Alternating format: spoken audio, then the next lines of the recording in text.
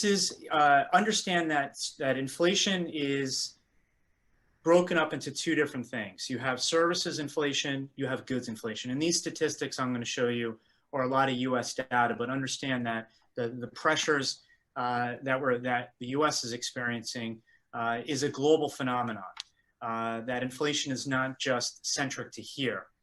Now, obviously every country has its own dynamic on the services side, but on a goods side, in a global economy where things are getting manufactured everywhere, that is felt more similarly. So in the US over the last 20 years, services— Sorry, Peter. Yes. I don't think we are able to see the slides. Would you want to share that again?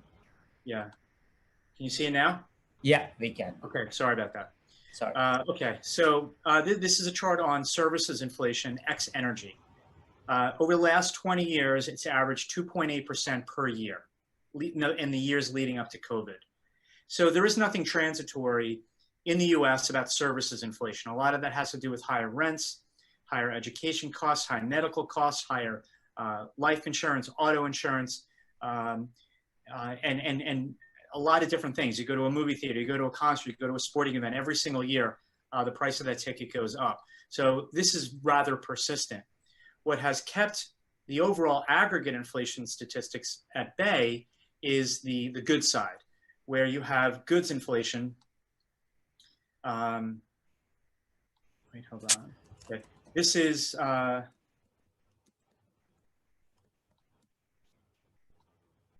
sorry, this, you know what this says?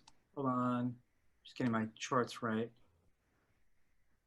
Okay, the first year chart was a 5-year chart. This is a 20-year chart showing the persistency of services inflation. Okay, so what has offset that is goods deflation. This is a chart over the last, of the 5 years leading into COVID, where goods prices fell at an average annual rate of 0.3%.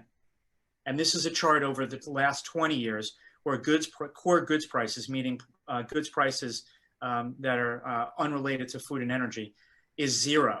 So services inflation persistent, goods price stability, you can call it, because there's been no real price change.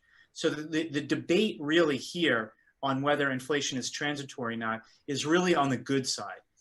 Because after a moderation in services inflation in the US last year, because obviously people were stuck at home and rental growth slowed, that services side, as the economy reopens, is going to accelerate. And now we have goods inflation for the first time in a while that is joining that services inflation.